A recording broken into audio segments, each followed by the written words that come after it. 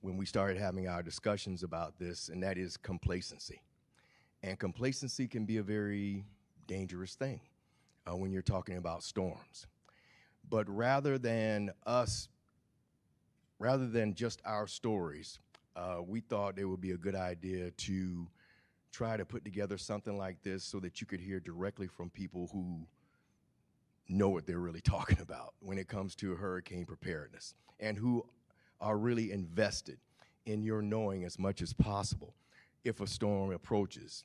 So we decided to go ahead and put together this forum, which, by the way, is being live streamed to all 16 newspaper sites for Gannett, USA Today, Florida Network throughout the state at the same time you guys are sitting here. So please be on your best behavior. And let me also go ahead and real quick thank our sponsors, Florida Power and Light, Florida Window and Doors, and of course, Palm Beach State College, which is our host facility here.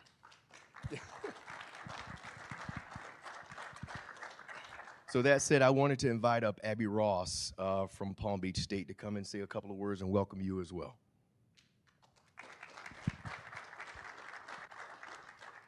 Good evening, and thank you all so much for being here, and thank you to our, pardon me? Oh, thank you. And thank you to our esteemed panelists. Forgive me, my back to you. We just wanted to say thank you all for coming, and we're proud to be hosts of this event, and thank you to all of our sponsors as well. We also want to just thank Director Guthrie and again, all of our VIPs and esteemed panelists here. Right here in our public safety complex, for those of you who haven't been here before, this is where we train our first responders, many of whom largely stay in our community, our EMS, EMT, firefighters, police, all kinds of criminal justice folks, including our police dispatchers, and so on and so forth. So it's really important work that we do here. We're really proud of the work we do. We're very proud of the folks that we train. And again, most people, we say, if you encounter someone in police, fire, or EMS, which of course, hopefully you don't, because those are usually emergencies that none of us want to have, you will likely encounter someone who graduated from Palm Beach State College. So please, feel free to reach out to us if ever you want a tour, want to know more information about what we do and the product that comes out of here, because we're very proud of it. So I think that's all I wanted to say, but we just want to really reiterate the message of disaster preparedness and how important it is. And it comes in so many forms. It's not just hurricanes, as we all know. We've seen tornadoes throughout our state at higher rates than I think any of us ever thought could possibly happen in Florida, and so many other issues like flooding, especially as we enter our rainy season. So just take heed of the warnings and information, and we're really grateful for all of you being here. And again, thank you to our panelists. Thank you, Abby.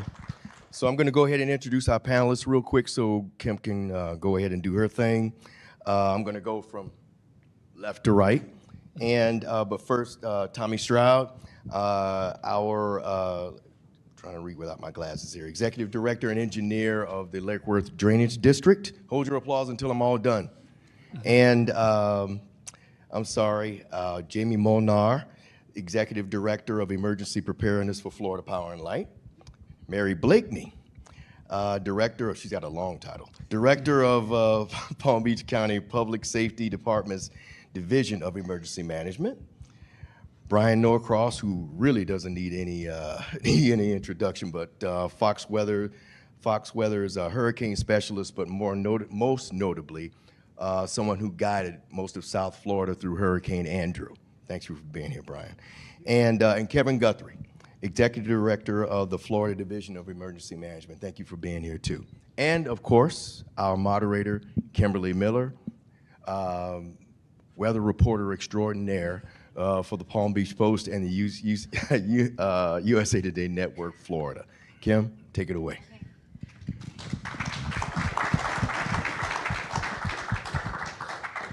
I've just got a short spiel here. Who was here during the 2004-2005 hurricane seasons? Okay, so we've got quite a few veterans, hurricane veterans in the audience. Almost every part of the state was impacted that year. Interestingly enough, Palm Beach County has not had a landfalling hurricane since David in 1979. But what 2004 and 2005 taught us is that you don't need to have a landfalling storm to be impacted. After those 2 years, I remember hearing people say, well, no one dies in hurricanes anymore. We've got impact glass, we've got Hurricane Andrew buildings, we've got iPhones in our pocket that can tell us to the minute almost when it's going to rain in our backyard. We have social media informing us, the font of all wisdom, Facebook. We also didn't have any hurricanes for 10 years. And then they came back with a vengeance, right? 2016, we had Hermine. 2017, Irma. 2018, Category 5, Michael. 2019, Dorian. It didn't hit us, but came really close. Very uncomfortable. 2022, Ian, and 2023, Idalia. And people did die, 150 in Ian. So that's one of the reasons we're here today. We hear it's going to be a busy hurricane season, 30 named storms possibly. That's double the average.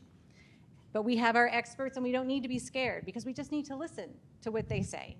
So we're just going to get started. I'm going to ask questions. We're going to have a great panel discussion. If you guys have questions, if you wrote them down, my editor, Antonio, is right here. He's going to pick up the cards, or we'll get you a microphone if you didn't write it down. And we're going to talk about the mother of all low-pressure systems, hurricanes, which are just a fact of life in Florida. Brian, I just wanted to start with you quickly. If you guys have not read Brian's book about Hurricane Andrew, it is such a fascinating read into what was going on behind the scenes in August 1992. But we want to know what's going on right now in the atmosphere that's making it such a hyperactive forecast. And if you've ever seen something like this before, this kind of setup. So thanks, Kim. Thanks for everybody for having me here. Really appreciate it. It's good to see you all. So first of all, let me just say about this forecast of 25, 30 storms. You hear all these big numbers this year. It's a great thing because, boy, are a lot of people interested in actually talking about hurricanes early in the season and not waiting until there's actually a threat. So, on one hand, that is a good thing, the fact that there is all this energy out there talking about it. So what is causing these forecasts to be like this? And the answer to your question, Kim, is the weather pattern, especially the oceanographic pattern, where the hot water is, the warm water, extremely warm water, record warm water in the Atlantic, is unprecedented. We have never seen both the pattern and the degree of warmth in the Atlantic. We saw the pattern last year, but it was, in spite of the fact it was record warm last year, it is even warmer this year. Warm water means energy for hurricanes.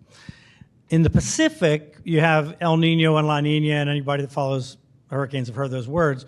Just think of El Nino as being negative for the development of strong storms. La Nina is usually positive or conducive for the development of storms.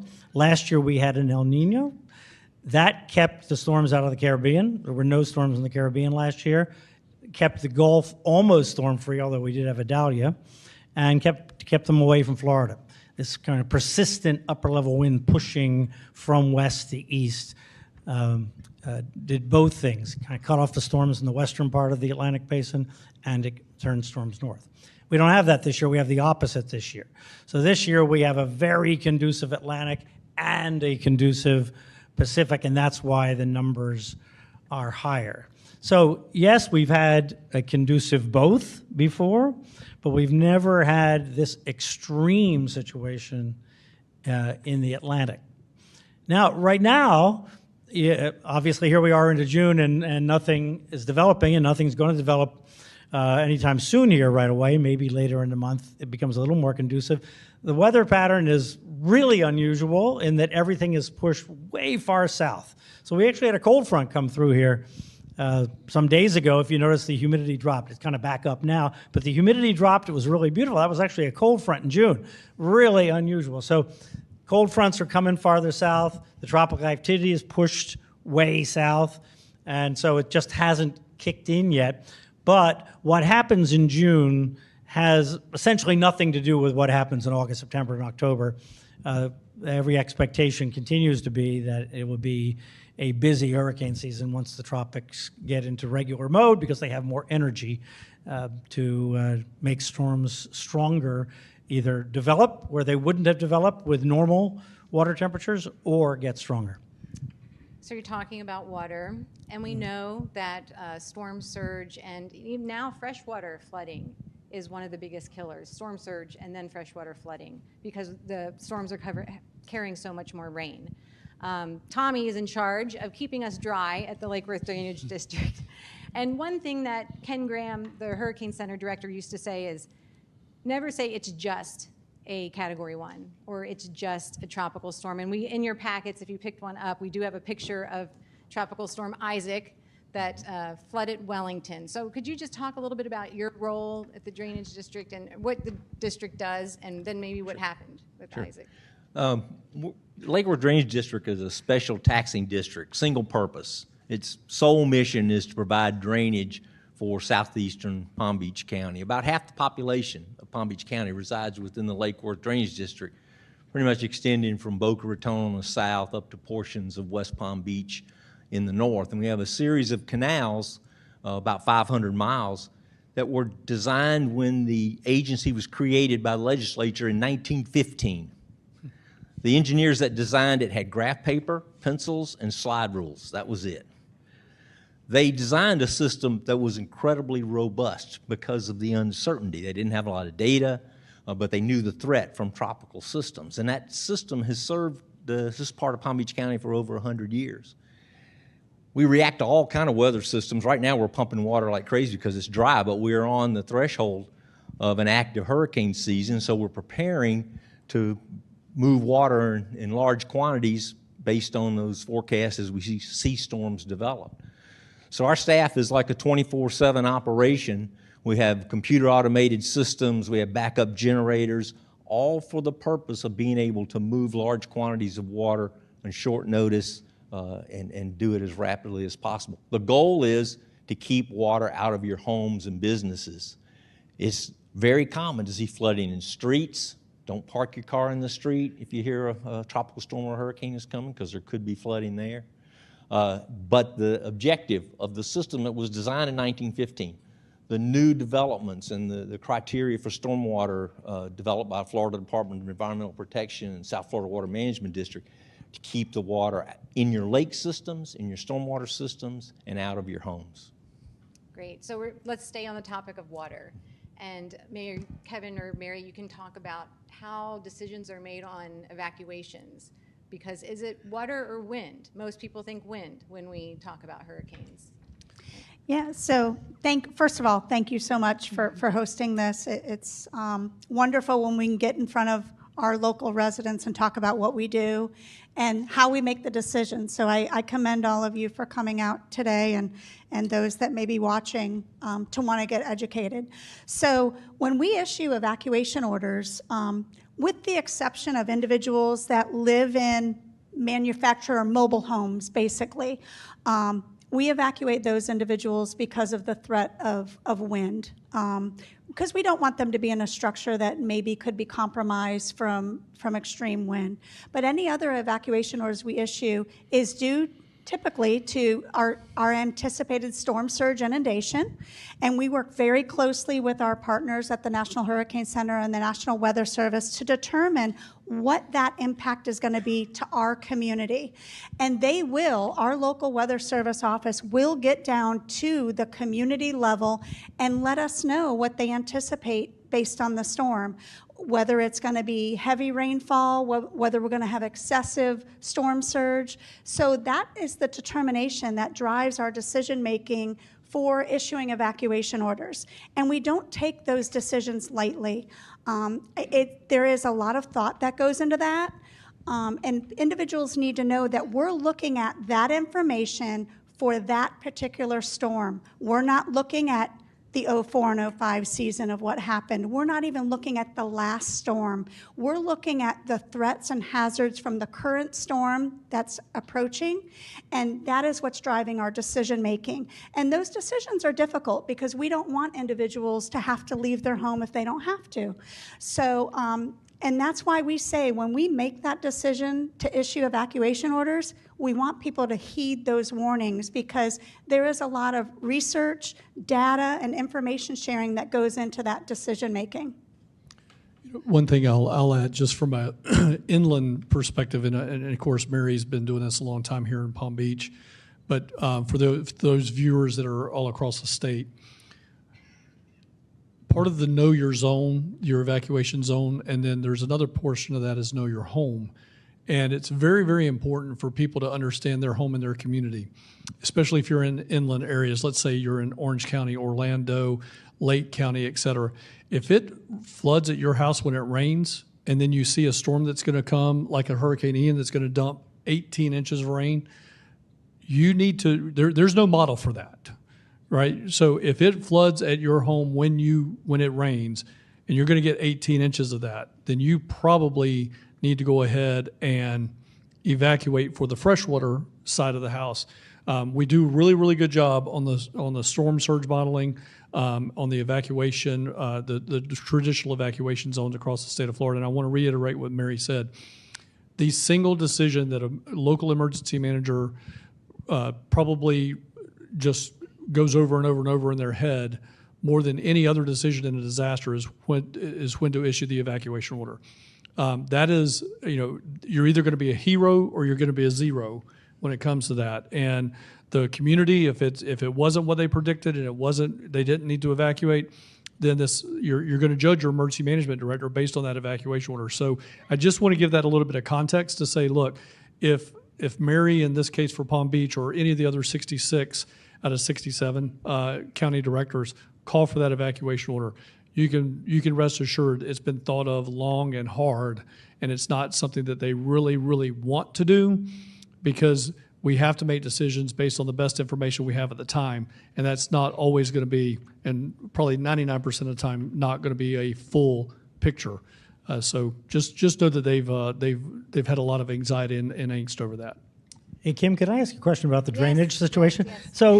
So is there, if the water levels are at where you want them to be at the beginning of hurricane season, is there an amount of rain that the system can take before you're going to get, significant flooding and you just can't deal with it? I mean, we saw what happened in Houston with Harvey. Right. They had up to 5 feet of rain. Right now, you wouldn't. That was in a fairly isolated place, but widespread 3 to 4 feet. Right. I mean, I assume that our systems here couldn't take 3 to 4 feet of rain either, no or way. even 2 feet probably. Right. No, the systems are designed based on a statistical rain event once in 25 years, 3 days. It's about 8 to 10, some cases 12 inches. And you expect to see the ponds full, water in your streets, water coming in your yard, but again, the homes are safe. But when you get beyond that, 15, 20 inches of rain, that's pretty much the limits that the system can handle, and you can expect severe flooding and maybe even flooding in homes. Examples of that aren't necessarily hurricane related, but we've seen two. 2014, Kings Point was flooded, had 22 inches of rain in a 24-hour period. Not long ago, same thing happened in Fort Lauderdale at the airport. Those are far beyond the capacity of most drainage systems to handle. So we have to be prepared for those as well. So I remember talking about Broward County now, not Palm Beach County, but Broward County. And because there's a ridge there, right? So everything that is west of I-95, say, or somewhere in the I-95 Federal Highway US 1 area, that's all downhill to the west, right? So that used to be Everglades out there. And people that know Broward County, there's a road called Pine Island Road. It's called an island because it used to be an island out there, but it's a main road right now. And the idea was, if it rained some excessive amount, a couple of feet out there, it would take a month for that water to drain, right? You can only drain it at an inch or two a day or something. It's a pretty slow process, isn't it? If you really have flooding above the ground to get it out to the ocean. It's what is your rate in Palm Beach County? Palm Beach County in the urban areas is about 3 inches a day, which is pretty significant. Agricultural areas is 3/4 of an inch a day. So for a typical major storm event in our region, we can recover from flooding within 48 hours, 72 hours, to where it's accessible. People can start to get out of their homes. So unless you have 3 feet. if you have several feet of rain, it's going to take significantly longer. Yeah. Okay, great. So can you guys talk, just back to evacuations quickly, about shadow evacuations and maybe what happened with Irma?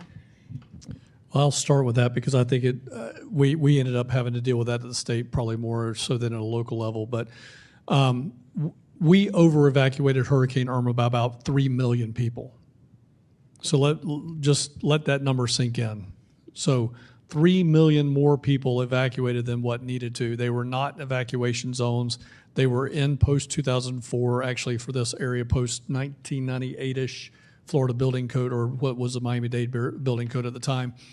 They did not need to evacuate. Now, there are certain needs that individual households have, such as you may be electrical dependent. In a storm, you're going to lose your power. And, with our partners at FPL and Duke and TECO and so on, we amassed, with their help, 40,000 electrical workers. They got 85% of the power restored in Hurricane Ian impacted areas in 48 hours. That's never been done before in the history of the United States. And again, FPL was very, very strong there. But you're going to lose power. If you're an individual that has to have power, then yes, certainly you need to make that decision to evacuate for your household if you're outside of an evacuation zone. But we had way, way too many people leaving, and then they end up on I-95, the turnpike, heading north, US 27, US 98, heading north, and people turned around and came back home that, realistically, did they need to evacuate in the first place? No. What we want people to do is evacuate. The other thing to this is we want people to evacuate tens of miles. The days, there's a little bit of age up here, except for the ladies, obviously, but I'm from Jacksonville, Florida, and I know that one of your Florida Times Union picks up on this. So I'm from Jacksonville. In the 1970s and 80s, my mom and dad, their plan was to go from Jacksonville, Florida, all the way to Atlanta, Georgia, 370-something miles, to evacuate from a storm that may come in. I was a Donna, Dora, David kind of child. Well, that scared people, and they figured go all the way to Atlanta, you'll have a hotel or whatever it's going to be. We do not need to do that anymore. You just need to get, in Florida, we have the best building code. We have the highest rated building code in the United States and probably in the world. We score a 95. I saw this on some factoid in a mass media kind of tidbit, but we scored a 95 out of 100. Nobody else came close to us on the Florida Building Code. So the Florida Building Code works. So what you need to do is get from where you're at to a safe structure, period. Now, I'll probably kick this over to Mary right now, but what we want you to do is evacuate to friends and family, right? That's the first step is if you have to evacuate to friends and family, and then I'll let Mary talk more about the sheltering process and those things of last resort in the evacuation. Absolutely. So, there's inherent risk with evacuating just in general, car accidents, you name it. And the reason we tell people to prepare to stay home if they don't have to evacuate are for all of these reasons we talked about. If your street's flooded, but your home's safe, be prepared to be shut in at home, right? Be ready for that. We don't want people to evacuate if they don't have to, but if you have to, if you're in that situation, we do offer sheltering for residents to go to, but I'm going to tell you, you're going to want to go to family and friends first. Because unless you like 20 square feet of a gymnasium floor next to somebody you don't know, then have at it, right? But we do provide a safe structure. We provide food. We provide hydration, but it's not comfortable, right? It's not the comfort creatures of home. It's not the comfort creatures of your friend or family member's home. So we encourage you to make those plans, have those decisions made now, so that you're not forced last minute to be in that situation if you are told to evacuate, to go to a shelter. But if it is your only choice and you have nowhere else to go, we want you to go there. Do not stay home if you're told to evacuate. We do not want people in their home in a storm surge area, and we do get the storm surge. Please heed those warnings if we ask for people to evacuate. Can I talk about storm surge a second? Yes, please. So storm surge is the words are common now, right? We know the words, and because we've seen Hurricane Ian and we see the Gulf in that case that rose up 15 feet and plowed through Fort Myers Beach and essentially destroyed Fort Myers Beach. Well, on the east coast of Florida, we don't get as much storm surge as on the Gulf Coast. The storm surge is driven by a lot of things, but a key component is how shallow the floor underneath of the water, underneath of the Gulf, underneath the ocean is offshore. And on the East Coast, we have a big shelf not too far offshore. So what that does is that pushes the energy that's coming from the ocean toward the land up, so we get bigger waves. So on the Gulf Coast, you get higher water pushing farther inland. On the East Coast, you get higher waves. So along the southeast coast of Florida here, we can get a storm surge of like 10 feet. In 1926, the water came over Miami Beach, completely over Miami Beach, and the ocean met the bay. And obviously that was this giant hurricane. So a big hurricane, like in 1926, Ian was a medium big hurricane.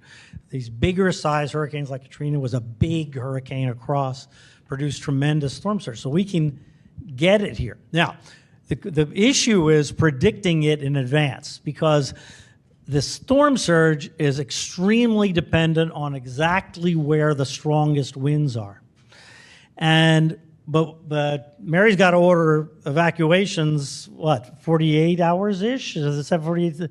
Or you're going to start talking about them in that time frame anyway, right? Absolutely. Yeah, and it all depends on the time of day the storm is coming in Right. as well. Because you don't want them evacuated in the middle of the night. During the daylight, correct. Right, you want them do it during the day. Right, so you have to do this in advance. Well, in advance, we don't know precisely where the storm is. So the National Hurricane Center is taking into account the uncertainty in the size of the storm, in the intensity of the storm, in the angle that it's approaching the coast, because all these affect where the maximum storm surge is.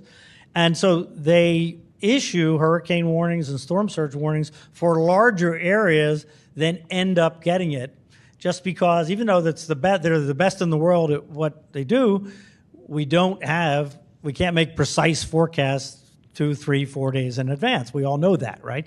So that means that we have to over-evacuate by just the way the system works, because it takes time to get people to safety. So storm surge is a giant, complicated problem, and now in the modern world that we have so many people and so much wealth and so many things that are at risk if the ocean water rises and pushes into Lake Worth and pushes up the canals and pushes ocean water inland.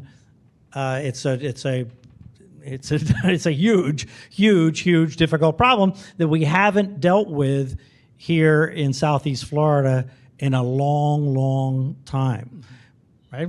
I mean, really,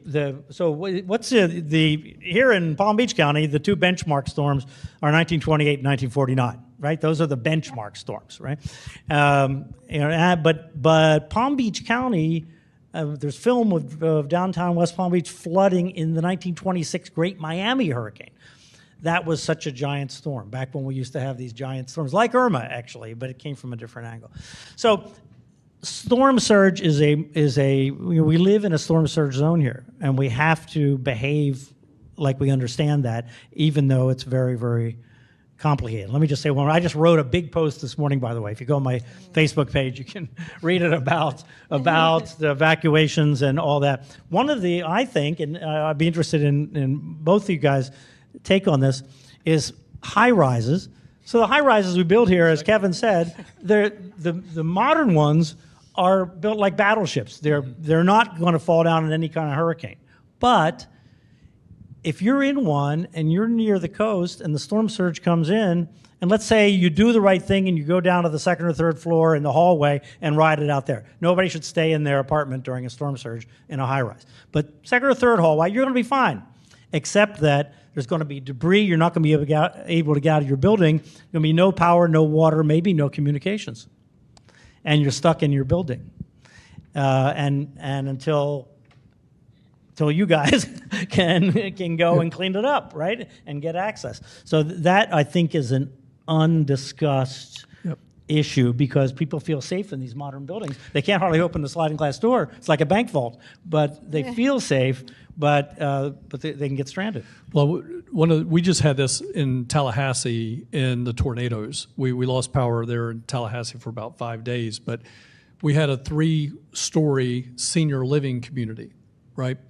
Now there was not a whole lot of advance warning. You know that we did have the enhanced level that was coming in, but a lot of people don't really understand tornadoes. And I know this is a hurricane segment, so we'll stay focused on that. But the principle is the same. A lot of people in that senior living facility were on the 3rd floor. The power went out for 5 days. They physically could not get down. Now this was not a nursing home. It wasn't an assisted living facility, but there were people that physically could not go 3 flights of stairs to get down. So we ended up having to call paramedics in and get them, transported down and take them to a shelter and things like that. But that's a very, very recent example of what Brian's talking about. And I think there's a second thing that I'll mention here in just a second. But it's vertical evacuation. How many of you all in here live in a condominium? You live in a high rise, right? So imagine that elevator going out, and imagine you have to come down 3, 4, 5, 10 stories to the bottom. And when you get to the bottom, you may be stepping into local ponding water. You may step into, depending on where you're at, you may step into sand. You may not be able to get your vehicle out from underneath the parking garage that's underneath the building, so on and so forth. Those are all things that you have to take into consideration. That's a part of that know your home piece of know your zone. Again, we recommend, and I believe Mary is the same way, if the high rise is in the evacuation zone, evacuate. Don't go up, go out, all right? So make sure you're doing that. The second thing is, and Brian did a very, very good job of articulating the difference between the shelves that we have. However, I don't want you to take that as some portion of safety. The thing that keeps me up at night, the very first disaster that I had, I was winding out COVID, but the first disaster I had as the director of the Division of Emergency Management was a Surfside building collapse. That ultimately was water generated, water erosion, degradation generated. I'm very, very concerned about the 1970s and 80s, specifically construction of high rises. The ones that were built here in the 50s were, they're tanks. But then we lost some building consistency and continuity as we went into the 70s and 80s, and of course they call that era the cocaine cowboys that were building those buildings here in Southeast Florida. I learned that from Surfside. And then we got the Florida Building Code back, which now we're building tanks again. But I am really, really concerned about a 10, 12, 15-foot seas, wave action coming and pounding over and over and over this 1970s, 80s, early 90s construction. And then do we end up having another building collapse? Again, the last place you want to be when that's happening is on 3rd, 4th, 5th, 6th, 10th floor. And then ultimately we lose the foundation out from underneath a home. This actually happened in Daytona Beach Shores. We didn't have the building collapse, but I have pictures on my phone where I could show you we had 1/3 of the foundation completely washed out from underneath a high rise, and that high rise was not pinned. So it had that Hurricane Nicole continued to batter Daytona Beach Shores, that condo would have come down. So I think that's very, very important. And I don't know if Mary's got any follow-up to any of that. No, I would agree. I would echo everything in that point. And, if that building is in that evacuation zone, that means everybody in that building should evacuate, not just the individuals on the lower levels. So that's definitely, I would echo everything Kevin just said. So I just wanted to go back to something you said about Hurricane Ian and getting the electricity back on pretty quickly. If everybody was here in 2004 and 2005, some of us went 2 weeks without electricity. That was 20 years ago. So, and I know FPL has done a lot of work to harden the system. So Jamie, can you just tell us maybe just briefly what you guys have done and then what people should expect after the storm? How long should they, I know it depends on the storm, but how long should they be prepared for? And absolutely. So you're correct. The 04-05 hurricane season was really a turning point for FPL, and it was the birth of our hardening programs that have really allowed us to look at the way we engineer our infrastructure. And absolutely no grid is going to be storm-proof. Mother Nature is incredibly powerful. However, we've made some incredible investments since that 04 and 05 season and continue to learn, not only in the strength of our infrastructure, looking to make the strength of our poles to stand up against extreme wind loading, right? And to make sure recently in undergrounding some of our neighborhood lines so that we're avoiding some of those vegetation outages, as we often see in the storm. Investments in smart grid technology that allows some self-healing capability to reduce the extent of the outage. Those investments really have helped, as you mentioned, the restoration time that you saw in the 04-05 hurricane season to what you mentioned just a couple of years ago with a massive storm like Ian, and being able to restore so quickly. It's because of the investments that we're making year-round to build a more resilient grid. Again, no grid is storm-proof. Mother Nature's incredibly powerful, but we want to make those investments, and also we have a tried-and-true restoration engine. It's been battle-tested here in Florida, and we really look at a couple of things happening at once. One, we want to make sure that we are working on restoring facilities that get the communities up and running quickly. So we work with local municipalities and government officials to understand what's important. Where should we be focusing that attention? Usually that is, emergency centers, hospitals, nursing homes, critical medical facilities, but also grocery stores, gas stations, things of that nature to make sure that the residents in that community can get out and get the supplies that they need to get back up and running. And then we are working to make sure that we're impacting the most people that we can in restoring an outage, getting those main feeder lines, those main community lines back on first, and then working up absolutely all the way to the meter.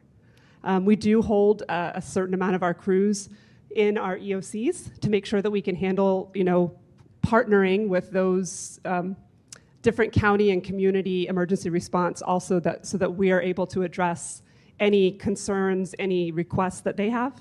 And then, finally, we really absolutely want to make sure that we understand what's critical to the community and make sure that we get out there and do that absolutely safely and as quickly as possible.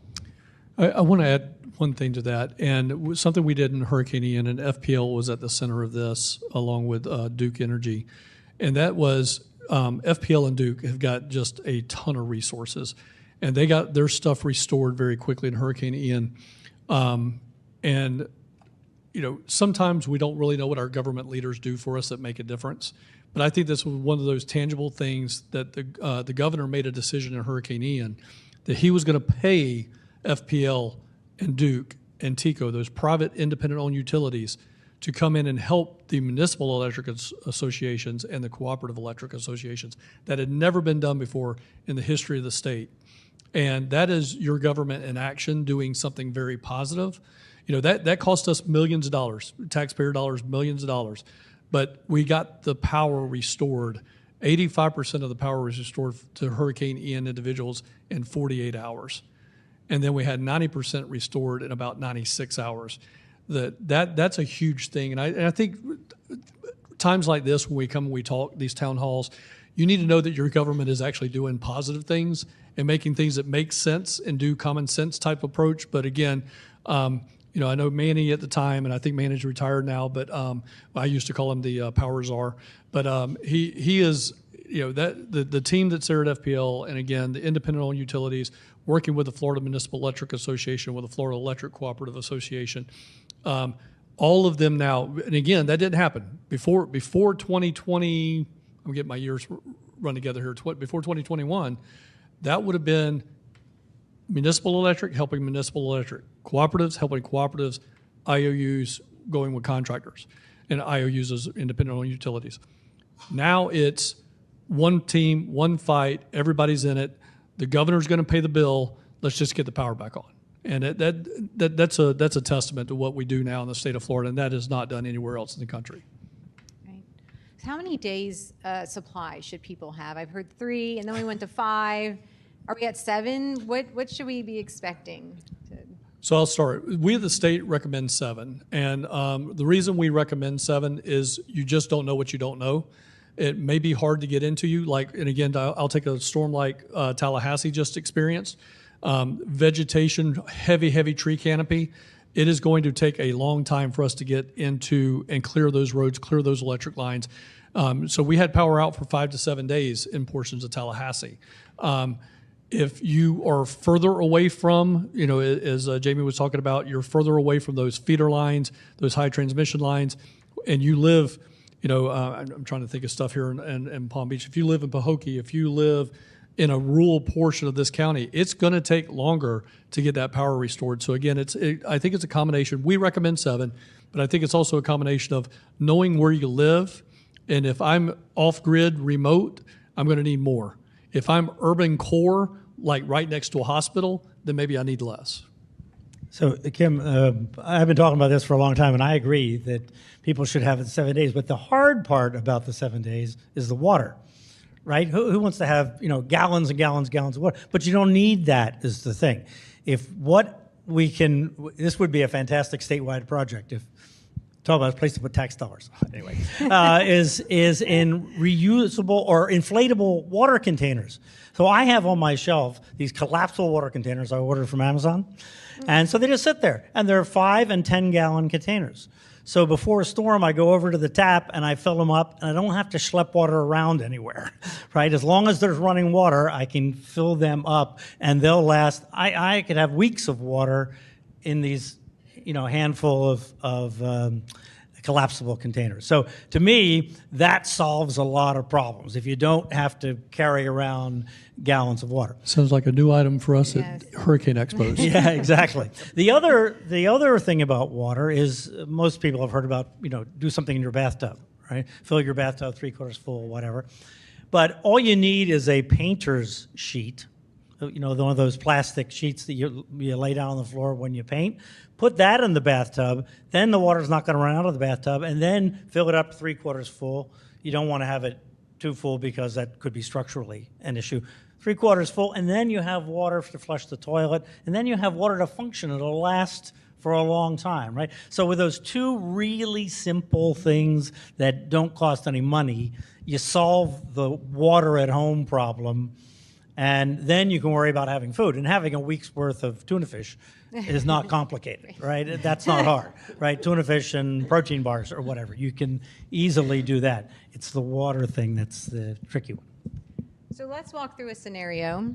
Let's say a storm is coming.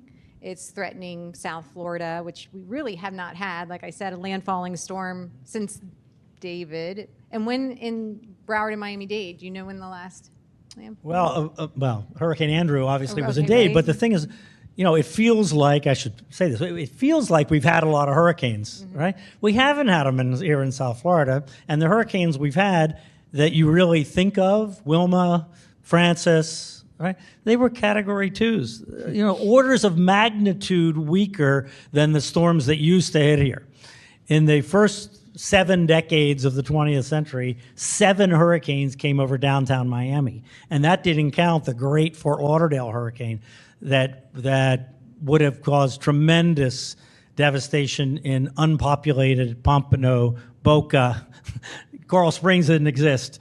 All these places in where, little tiny village of Delray and Boynton and all these places were little tiny places then when that giant hurricane came right over Fort Lauderdale. So, hurricanes used to be a lot worse than we have experienced in our time here in terms of, except for Hurricane Andrew. Hurricane Andrew obviously was off the charts in South Dade. But the thing about Hurricane Andrew was that it was so small, it was like a giant tornado, that people from North Dade, Broward, Palm Beach County could go down and help right away. In the Great Miami Hurricane of 1926, or if we had a 1928 hurricane, it was so big that everybody was affected. So you don't have the neighbors being able to help. Everybody was on their own in their own communities, right?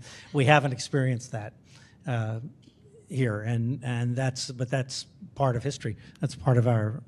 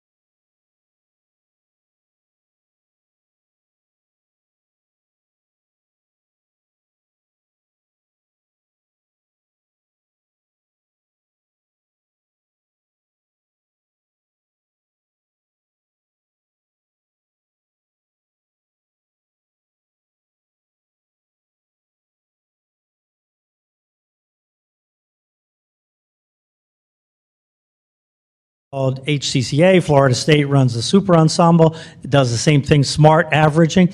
So the bottom line is the National Hurricane Center forecast is better than any model. So looking at models to try and sort out, okay, what's the real story? I mean, I've been asked for years and years, which one do you look at? No, I look at the National Hurricane Center because they've sorted through it.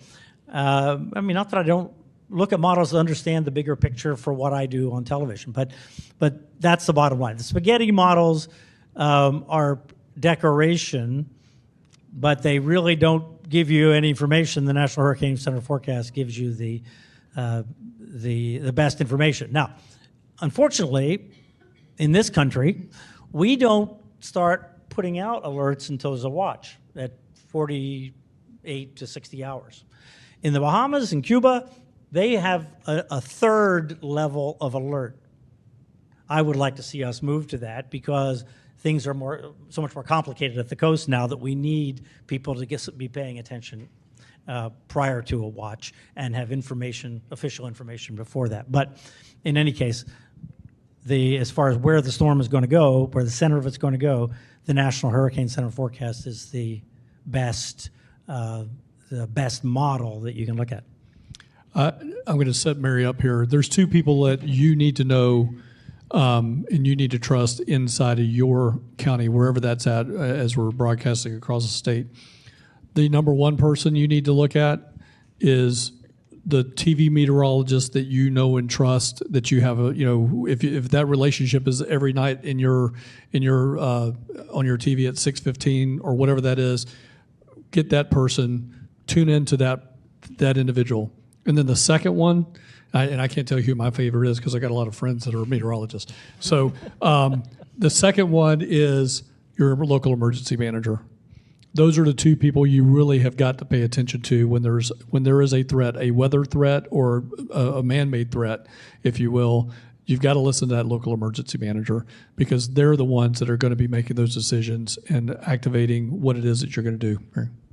No, and I would agree with that. And I have great relationships with our local meteorologists. Every single one of them on our local networks, I could call every one of them right now on their cell phones and they would pick up. Because you don't let me in your bedroom at night when you're laying there watching the news, but you listen to your chief meteorologist of your favorite station. So we're constantly communicating, having that information, and when they're getting ready to go on their broadcast, believe it or not, they'll shoot me a text and say, remind me what this means. Do we put the bridges up? Do we put the bridges down? And we have that communication back and forth. So if you're getting your information from trusted sources like that, just know they're communicating to us as well. So I want you to know that. But if you hear something from our local EOC, a message, just know that a lot of background information has gone into it. But if you're getting your information from your local meteorologist, just know that they're in contact with us as well. Okay, let me say one more thing that I wanted to add. So I don't, by the way, most people don't think of it this way, but I don't forecast where the hurricane's going. I use the National Hurricane Center forecast, and my job is to explain it in a way that people understand it and the reasoning behind it, because it's very technical. There's a lot of information. There's a lot of data to sort through, right? If you just read the advisories on the National Hurricane Center website that millions of people do, and that's good, but then they come to people like me or the local meteorologist to understand what it means, understand the background, understand how is this different, how is this the same, and so forth. So that's what I have always thought my role as it's not to say I think the storm is going here, even though they say it's going here, because we don't know where it's going exactly. So even if I think, well, I probably would have made it a little left, who cares? Because nobody is sure, right? So that's what my role is, to interpret and explain and provide perspective on what their forecast is. They are the best in the world at it, so I let them do that. And there's plenty for me to do to support that. And Tommy and Jamie, what do you use? I know FPL for sure has an in-house meteorologist. I mean, are you guys making your own forecasts? Are you? Very similarly, the National Hurricane Center is the expert and we do use that. But just like you explained, our in-house meteorologists take that information, they decode it for us, explain it so that we can make decisions on, how many crews we might need to bring in. We're able to feed that national hurricane forecast, both the track, the intensity, and the wind fields that are being forecast into a damage model that we have that can predict what type of damage might it cause to our infrastructure in that area, and what would we need to restore that. That helps us make decisions ahead of time. We are in Florida, we are a peninsula here, so it's important that we're not only collaborating with the other utilities here in the state of Florida, but also in the southeast and if necessary, depending on the storm, across the country, that we're able to get men and women that can help us restore quickly. And we need to get those men and women down here ahead of the storm, make sure that they are staged safely, and that they're ready to help us get power back on as immediately when it's safe to do so. Yeah. And Tommy, are you talking to the, what does happen? Does the National Weather Service talk to you directly? Is there someone staged at the Lake Worth Drainage District or the Hurricane Center? No, we follow the forecast of the Hurricane Center, but because our drainage network is intertwined with the primary drainage system that the South Florida Water Management District operates, they have meteorologists in their operations control center, and we communicate with them daily. They issue what they call a quantitative precipitation forecast, which they estimate how many inches of rain are going to occur over the next 5 days at specific locations in South Florida.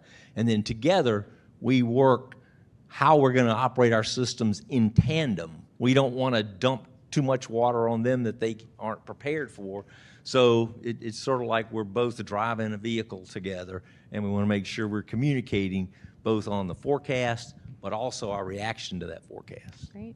That South Florida Water Management District, and you're the expert here, but so that was created after the 1947 hurricanes, right? In late September, there was the Fort Lauderdale hurricane that had a significant effect in Palm Beach County and even in Miami, and would be extremely destructive today. And then 3 weeks later, there was another storm, and it had been a very wet year before these storms happened, right? So they said, now I don't know whether this is anecdotal or just what, but I was told a number of times that you could take a canoe from Fort Lauderdale to Naples for 9 weeks after those two storms, because there was not the massive drainage system across the whole region that we have today. That's correct. No, that's correct. The peninsula pretty much was flooded. The Corps of Engineers developed a map that showed flood inundation, and it was contiguous to Naples, up into Jacksonville, into the St. Johns River, and there were areas flooded for a period of weeks and months, and that was the impetus in 1949 for the state of Florida to go to the federal government and request the Corps of Engineers to construct the flood control system. Without that flood control system, we would be living today in the Everglades.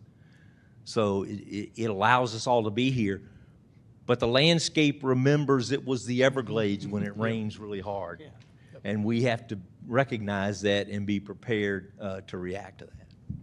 So we've been talking for an hour up here. Just want to give the audience a chance to ask any questions. All right, well, we have one question, and we have a microphone, but if you're more comfortable just writing it down, I'll pick it up. This question is a participant here this evening who says, I live in a community that has impact windows and doors, but not shutters. How safe are we? Well, I can take that. So the impact windows and doors, assuming they're Miami-Dade County certified, that's the kind of certification stamp that everybody uses around the world. Actually, they refer to Miami-Dade products, are extremely strong. You cannot break the windows. So that's good.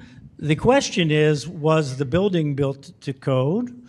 Were the windows and doors installed properly?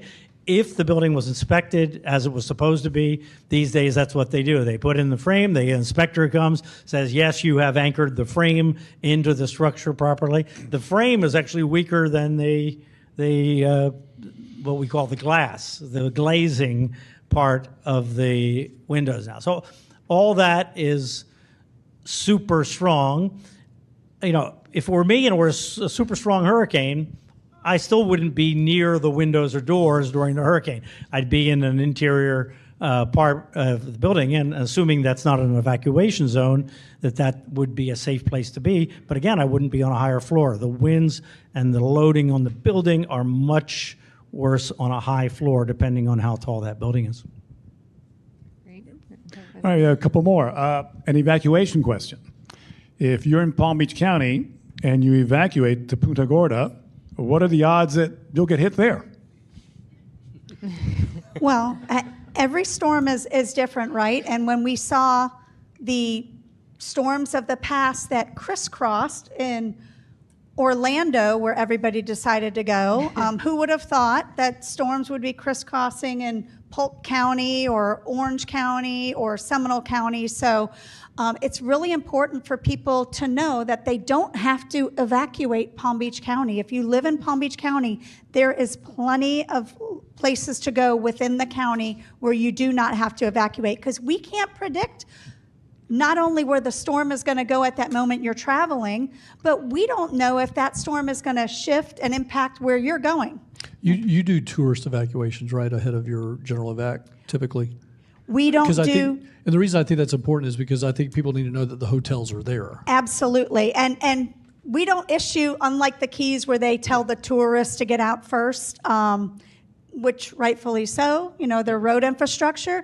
But we actually meet with our local hotels during a storm. We have that communication. There are so many different partners and stakeholders that we're communicating with, and a majority of those hotels and motels within an evacuation zone have what they call their sister facilities or their other facilities, where if you're a resident in that hotel, they will determine their timeline and get you evacuated to their sister facility that has taken in those residents for evacuation. So, Yeah. And it may be in another area, but if you live here and your home's here, don't leave here. We don't want you to leave here. We want to keep you here.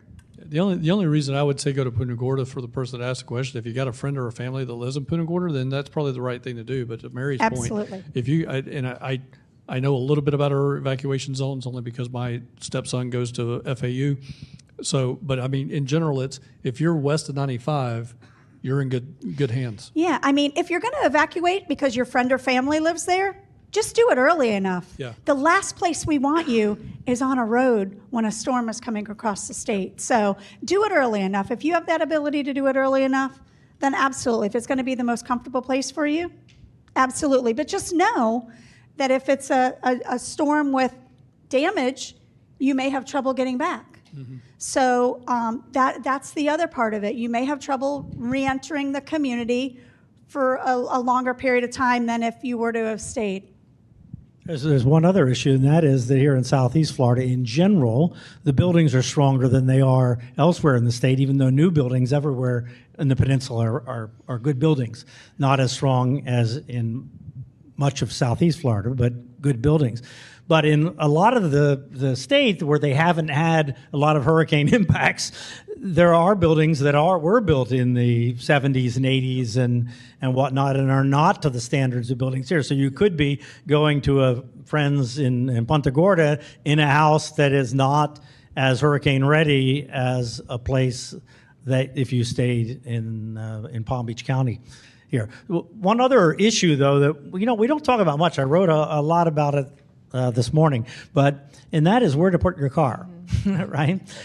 That's an unappreciated hurricane issue, is that everybody needs to have a plan for their car as well. And I know that, in Miami Beach, where I've lived, they open the parking garages. Do they do anything like that here? Or do you give any advice to people about their cars here? I would, my piece of advice, and I'm sure Kevin can agree with me here, if you are an owner of an electric vehicle, you need to know what that means, having an electric vehicle. There are different issues that happen with electric vehicles, and we saw it post-Hurricane Ian. There are certain ways that those vehicles are towed. There are certain ways that those vehicles react to floodwaters. You need to understand that piece. That The electric vehicle situation bothers me more than a parking garage because people don't understand that. And people don't understand that electric vehicle chargers aren't on every corner like every gas station. So if people are planning to evacuate to Punta Gorda or wherever they're going to go, they need to understand that if they're evacuating in a vehicle like that, that you may be one of hundreds fighting for that charger space. So just understand that, because that is really one of those evacuation concerns I think that emergency managers have been talking about in recent years. That is definitely a concern for us, even greater than parking garages and parking garage space. And we do not have the parking garage space like they have in Miami-Dade. Yeah, well, I mean, they don't have anywhere near enough in Miami for all the cars. But, the thing is, they look at after Ian or pick a hurricane, any hurricane, thousands and thousands and thousands of cars get ruined, where some of them could have been saved with thought ahead of time. Before Hurricane Andrew, I said, and I did this for Wilma in my car, is figure out which direction the wind is coming, park it. I don't care if you drive up on your lawn, park it, jam up on your house on the other side of the house so that your house can provide some protection for your car if you don't have a garage, if you don't have any place to put it. Because imagine going through a hurricane, bad hurricane, surviving a hurricane, and not having a car. Right? I mean, that's a really difficult problem, right? Yeah, we've done, I say we've done, I'll give credit where credit's due. Michelle Kukowski and Cy, I can't remember Cy's last name, but out of the Central Florida Regional Planning Council have just put together a one-pager on electric vehicles. So if you're an electric vehicle person, we're going to end up having this on our website. We'll provide it down to the counties as well. But coming in that briefing is we want you to get your electric vehicles less than 30% charged. If you're going to leave it behind, it's going to be susceptible to saltwater storm surge. We want you to drain that thing as low as it possibly can go. That's going to help prevent fires after the fact. If you are going to use it, this time of year, as well as your gas-powered vehicle, we want you to keep it at least halfway full. That's the new empty this time of year, because we don't want runs on electrical charging stations. We don't want runs on gas stations. We know that's going to happen, but even if we take all of those cars and we keep them at least halfway full, now they're filling up with 5, 6, 10 gallons worth of gas or a 50% charge and not taking and draining all the gas that's in the gas station. So halfway full is the new empty this time of year, so make sure that's happening. But we're going to push out a lot of information about electric vehicles. I know FPL, I want Jamie to talk a little bit about what they're doing, but FPL is leading the way with the Florida Department of Transportation on electrical vehicle charging in emergencies, and I think that's very, very applicable here. We do have, are working with some pilots of portable charging stations and things like that can help electric vehicle owners. But still the same concerns, right? Yep. I echo everything that you said as far as being prepared and understanding what can happen differently with an electric vehicle than a traditional gas vehicle, especially in the case of storm surge or water submersion. What does happen? They catch fire? What Yeah, happens? so Sorry. the premier entity on this is CFO Jimmy Petronas, and he's you can go out there at his website at the CFO's office, Chief Financial Officer, Division of the State Fire Marshal, and look at this. But we are having we've had a lot of vehicle fires post Hurricane Ian.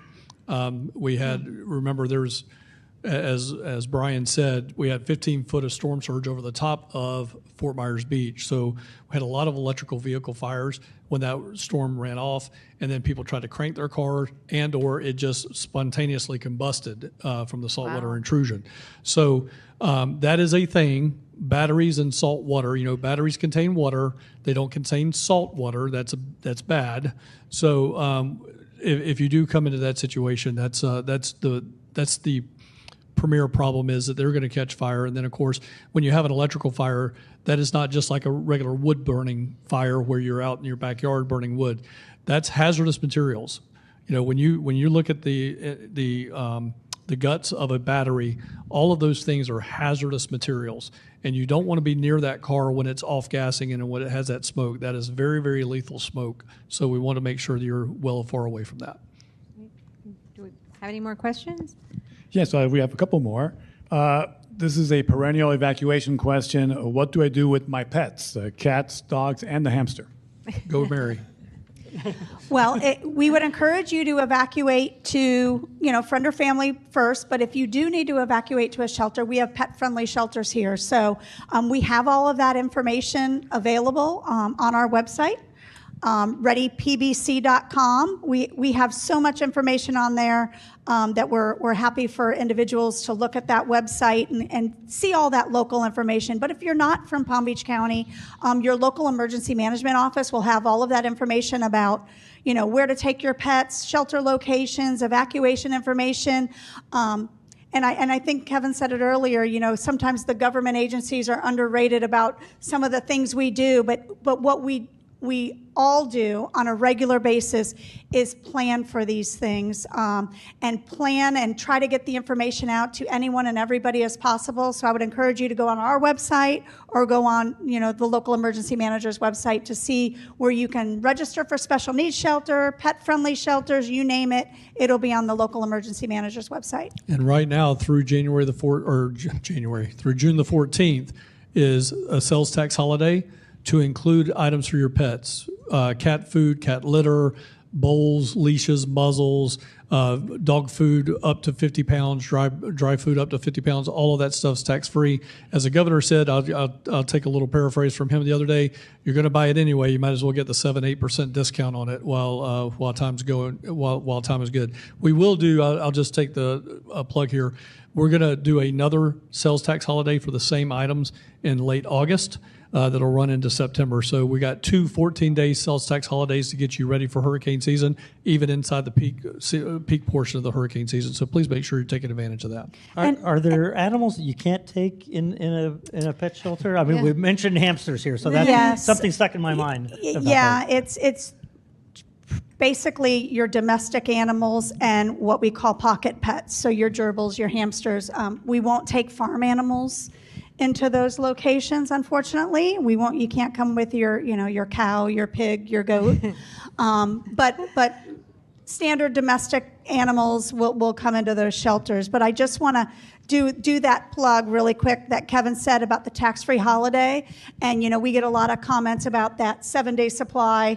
And we too encourage people to do a 7-day supply, disaster supply kit.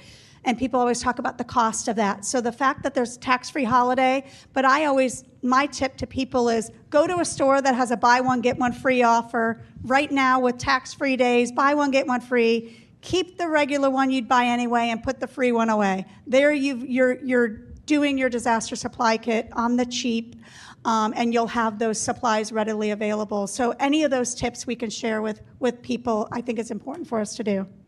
Great. All right. Well, speaking of supplies and tax-free holidays and so forth, should the list of supplies include a radio that runs on batteries? Absolutely. Crank radio, battery-operated radio. You need to have all those items within your supply kit, including the battery-operated lanterns, flashlights, things like that. No candles. No candles. No candles. The days of candles are gone. The days of putting masking tape across your windows are gone. Believe me, I grew up in South Florida. I remember that.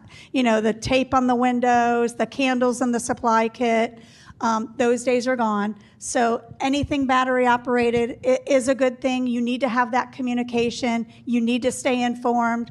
So, but pull these things out. If you have a supply kit and you say, I have a supply kit, I built it last year. You need to pull it out, look at things, see if they're expired, make sure your batteries aren't corroded. But anything battery operated should be in your supply kit now. Yeah, we don't need candles now because we have LED flashlights. Back in the day, it was hard to keep a flashlight going for days, right? The flashlight just wouldn't last. But now with LED flashlights, LED lanterns, you can have light that with a minimal number of batteries. You still need to have packages of batteries, but they're relatively cheap, and you can have light now even with no power for an extended time. If Craig Fugate was here, he'd be punching me in the side of the leg and say, mention FPRIN, mention FPRIN. So Florida's Public Radio Emergency Network, we talk about radios. All of your local, I should say local, and Mary, you can give the actual channel here, but your public radio, State University System Radio Network has never in the history of State University Radio Network gone down, even through all of our hurricanes. So that's a really good channel to plug into right after the storm until your other local radio station comes back up and running. 99 times out of 100, that local State University radio system is going to be up and running. I don't know what that is for this particular area And you here. did put me on the spot because I can't tell you that number right now. But we will definitely get it and put that on our website immediately after this. Yeah, I know that the it's one of the universities out of Miami, and then I know we've got obviously UF and some others, but I cannot remember which one it is. Well, it's Southeast Florida. It's WLRN, which comes out of Miami, Yes. but they rebroadcast in Palm Beach. And so the good thing is that if a storm were to hit Palm Beach and knock everything out in Palm Beach, you would still be able to get the Miami broadcast on the radio. So we're lucky here to have adjacent radio markets so that we Yes. can still get information. I will say this: if you don't have a radio and you're going to end up going to buy one that has HD on it, HD channels, because again, with the state radio, the State University Systems Radio Network, they will dedicate an HD channel. So think 88.1-1-2-3-4, but they will dedicate a HD radio channel to nothing but Mary, myself, on that public radio emergency network. Very, very little known thing that your government does well again. One of those things that we do very well, but a lot of people don't know about that. And that is true if you're in Palm Beach County too. We have our government television station, Channel 20, in Palm Beach County. And Channel 20 will broadcast any and all in their entirety press conferences that happen in our EOC. So I know people are used to their traditional ABC, NBC, CBS, but our government channel here locally will broadcast everything we're doing in the EOC, every broadcast, every press release in multiple languages in their entirety. All right, we have a question's been emailed to us. So if you're watching and you want to get questions in, you can email them to us at newsroom@palmbeachpost.com. So question is, we live in a no evacuation zone, and our home was built in 2003 with hurricane clips, etc. However, we do not have impact windows and are not able to put up plywood. How safe are we? I would have to start with where are they at? Since this is being emailed in, I don't know if they're in an evacuation zone or not. So we'll just They're saying they're not in an evacuation zone. They're not in an evacuation zone. They're noted. So I mean, again, I think we're always going to be a fan of harden your home, do the things that you can do. I would say to that particular viewer that's watching right now, if you need help putting up board or plywood on your home, there are volunteer organizations just about in every single city and county that will help do those things ahead of a storm. We've got some very, very innovative programs across the state of Florida. If it's a cost issue, depending on the age and all that, I'd send them to my Safe Florida Home. That is actually, again, at the Chief Financial Officer, Jimmy Petronis' website. There are a lot of people that have applied for that, but you can get money and a grant to actually harden your windows, put shutters up, do some things to your roof. So again, that's a very little known government function that we do. And again, My Safe Florida Homes would be a really good place to go for that.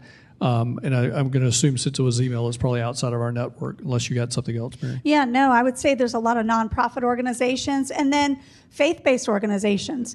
We meet with those faith-based organizations, nonprofits, to talk about what resources they can bring in times of disaster. And a lot of those organizations will rally their members and do a lot of this pre-storm activities for individuals that maybe can't physically do put on their shutters. So, use your community resources, but you have to do that now. You can't do that 24, 48 hours before we expect to have a storm impact us. It's too late. So people need to work on those types of resources today before there's a storm out there.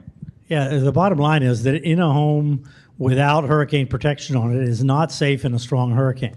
In in a lower grade hurricane, if you're not near the windows and you have a interior hallway or closet or something like that, you'll probably be okay.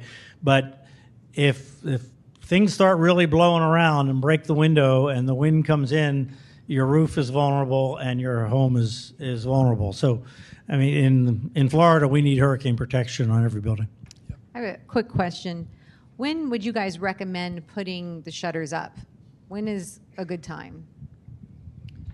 Like a warning or a watch? Well, it really depends on the size of the storm and it depends on the kind of shutters. So if you're talking about panel shutters, people have died putting in panel shutters because if the wind is blowing, they're really hard to maneuver, and they kind of come down and they can cut you and so forth. So if you're talking about those kind of shutters, which many people still have, but fewer people have now, because we have impact windows. I still have them. Yeah, right. Right. Lots of people do, and I did as well when I had my last home. But those you got to put up before the wind is blowing. So I used to say on television, okay, folks, here's the thing. We don't know the storm is coming, but tomorrow morning it's going to be kind of breezy here. So if you're going to do this, I would do this before the sun goes down tonight, because it may be just too windy and too dangerous to do it tomorrow morning, and this is something that there's a reasonable chance we're going to have to do.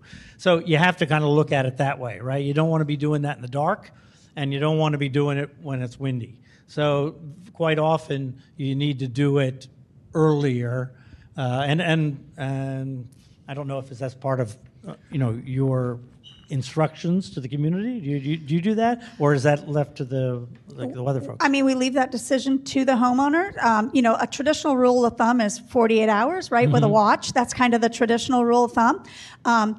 But it all depends on, and Kevin has mentioned, knowing your home. How long does it take you? I have a lot of windows on my home, and I have the panels, and I will tell you I live on a dead end. But I can tell you a lot of my friends and family drive by when I'm at work and there's a storm coming, because their guide is when they see my husband putting up the shutters, they're all starting.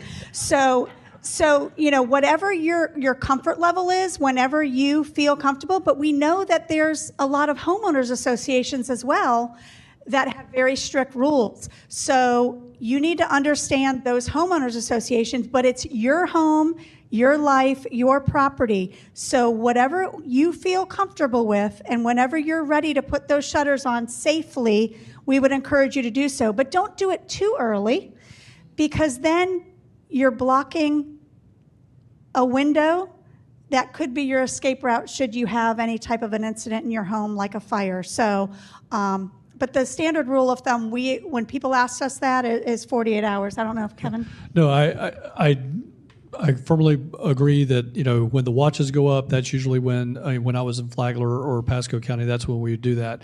I obviously don't get that direction anymore at the state level, but the one thing that I mentioned while Mary was talking was make sure you practice that. That's not a skill that you use every day. You may use it once every 10 or 20 years. So you may want to just pull a panel or two out and say, okay, remind yourself how all of that goes together, just to familiarize yourself with it, because when the disaster is happening is not the time to try to figure out where were the screws at and where were this at, and does it latch this way, does it latch that way. You want to that's a part of your preparedness plan. You need to practice those things. And I'm not saying board up the entire all of Mary's house, but you may need to practice a window or two just to make sure you know how to do that. And can you just define a watch and a warning? So, Mr. Norcross. So a watch means, essentially, without the technical definition, which is not important, the watch means that the atmospheric conditions are conducive for it to happen, and there's indication that it could. A warning means, given the best information that we have, that we need to prepare. That doesn't mean it's absolutely going to happen or the worst is going to happen, but it means that the worst could happen, and therefore we have to prepare. So the watch is get ready, the warning is execute, or watch is take the first steps, and the warning is take the last steps. And I want to add one thing, and Brian's dead on with that. The one thing that I want to make sure Floridians know is we are susceptible to tornadoes here in Florida. And one thing that you need to understand about a tornado warning versus a tornado watch, you need to really be paying attention, because when the tornado warning comes out, and Brian can correct me if I'm wrong here, but tornado warning means we have rotation. Or at least we think we have rotation. Yeah, and that's when that warning is coming out and saying, hey, look, you need to, when the tornado warning, especially in Florida, comes out, as we've indicated here in Kings Point twice, I think we've had tornadoes in Kings Point twice, that is the time to be moving to the central portion of your home and taking cover immediately. Tornadoes in Florida are not these big tornadoes that you see out in the Midwest, where these things move very quickly. They're about 100 yards to maybe 300 yards wide, typically maximum, but they move at 45 to 60 miles an hour. And by the time the warning's coming out, it could be on top of you. So when we talk tornado, and I know this is about hurricane season, but tornadoes come in hurricanes as well. When you see the tornado warning, you need to be moving. That to Brian's point, you're activating. That is an action. You need to be moving to that central portion of your home. Cover your head. Get to the lowest point that you possibly can. That's time to act. And just to emphasize that, because you had talked about Hurricane Ian, we all saw Hurricane Ian, Gulf Coast approaching storm on the other side of the state. Those first impacts were in Palm Beach County. The result of those impacts were 68 homes with major damage or were destroyed. 68 in Palm Beach County. So it wasn't one, it wasn't two, it was 68 residents in our community that had their life rocked because of that storm. So just think about that. And that was a storm that was coming in on the other side of the state. So it's very important. That's why I like to talk about those risks. And if tornadoes are our risk, we need to take that seriously. So this is a flaw with the cone, because the cone kind of takes everybody's attention. Okay, it's heading toward the Gulf, right? But the bottom line is that hurricanes are big, powerful machines, and they cover a very, very large area and influence the weather in a very large area. So if a hurricane is threatening or anywhere near Florida, we have the potential for bad weather everywhere in the vicinity of the hurricane, and everybody just needs to be conscious of that. One of the things we talk about storms, I went back to storms because I like to talk about storms. but I don't think that most people I talk to, when the forecast says 4 to 7 feet of storm surge. So Sunday night with Hurricane Ian, 11 p.m., the National Hurricane Center put out a forecast of 4 to 7 feet of storm surge in Fort Myers Beach. That the storm hit Wednesday afternoon. So this is way in advance, right? This is 2.5 days, more than 2.5 days in advance. 4 to 7 feet, or I don't, and when they say 4 to 7 feet, I wish they would say up to 7 feet, because it's the 7 feet that counts. Who cares about the 4 feet, right? Well, what that means is, if you go to the beach and where the high tide line is, and you can see it in the sand, right? If you stand on that high tide line and put your hand at 7 feet, that's what that forecast means. So you can kind of think about, okay, if that water is 7 feet here, where's that water going, right? Because water doesn't stop at the beach, right? Water keeps going. So that's what it means. So when it was measured at 15 feet, it was measured at 15 feet above that high tide line, right? 10 feet of storm surge went all the way across Miami Beach into Biscayne Bay, where the ocean went all the way across. So it's a lot of storm surge, right? And one of the challenges, the communications challenges that came out of Hurricane Ian, is that 7 feet of storm surge didn't have the impact that it should have. That forecast should have been, oh crap, that's bad. We can't be here with 7 feet of storm surge, and it ended up being 15 feet. But 7 feet should have been enough to motivate people, right? To motivate everybody involved there. So understanding what what it means is not really complicated, but I don't think it's well understood in general. And we'll go back to that, but let's get the question. Another question. Actually, we have a follow-up to that. Okay. Speaking of storm surge, how far from the coast should we be so as to not worry about storm surge? Well, the issue is, are you near a river or a canal or something? Because if you think about what's happening there, the hurricane is pushing the water against the coast. it's going to go in every inlet. It's going to go up every river. In Southwest Florida, went up the Caloosahatchee River.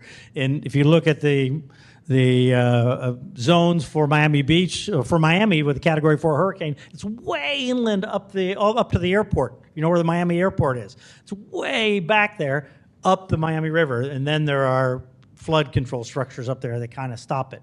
But it's up there and then out and flooding the areas around the river. In Broward, it's the New River and the other rivers, and here into Lake Worth and up the canals, up to the flood control structures in general, right?